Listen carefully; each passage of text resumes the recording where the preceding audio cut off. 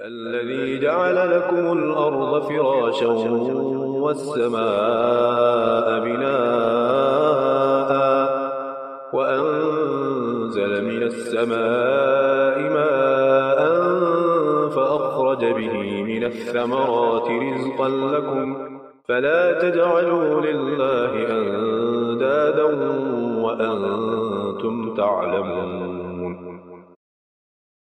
وہی تو ہے جس نے تمہارے لیے زمین کا فرش بچھایا، آسمان کی چھت بنائی، اوپر سے پانی برسایا اور اس کے ذریعے سے ہر طرح کی پیداوار نکال کر تمہارے لیے رزق بہم پہنچایا۔ بس جب تم یہ جانتے ہو تو دوسروں کو اللہ کے مد مقابل نہ ٹھہراؤ۔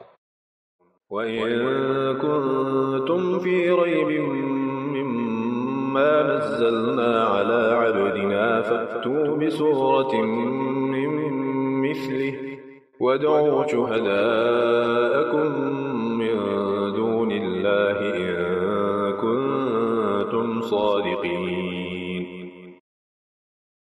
اور اگر تمہیں اس امر میں شک ہے کہ یہ کتاب جو ہم نے اپنے بندے پر اتاری ہے یہ ہماری ہے یا نہیں، تو اس کے مانند ایک ہی صورت بنا لاؤ، اپنے سارے ہم نواؤں کو بلا لو، ایک اللہ کو چھوڑ کر باقی جس جس کی چاہو مدد لے لو، اگر تم سچے ہو تو یہ کام کر کے دکھاؤ۔ یعنی جب تم خود بھی اس بات کے قائل ہو اور تمہیں معلوم ہے کہ یہ سارے کام اللہ ہی کے ہیں، تو پھر تمہاری بندگی اسی کے لیے خاص ہونی چاہیے۔ دوسرا کون اس کا حقدار ہو سکتا ہے کہ تم اس کی بندگی بجا لاؤ؟ دوسروں کو اللہ کا مد مقابل ٹھہرانے سے مراد یہ ہے کہ بندگی و عبادت کے مختلف اقسام میں سے کسی قسم کا رویہ خدا کے سوا دوسروں کے ساتھ برتا جائے۔ آگے چل کر خود قرآن ہی سے تفصیل کے ساتھ معلوم ہو جائے گا کہ عبادت کی وہ اقسام کون کون سی ہیں جنہیں صرف اللہ کے لیے مخصوص ہونا چاہیے، اور جن میں دوسروں کو شریک ٹھہرانا وہ شرک ہے جسے روکنے کے لیے قرآن آیا ہے۔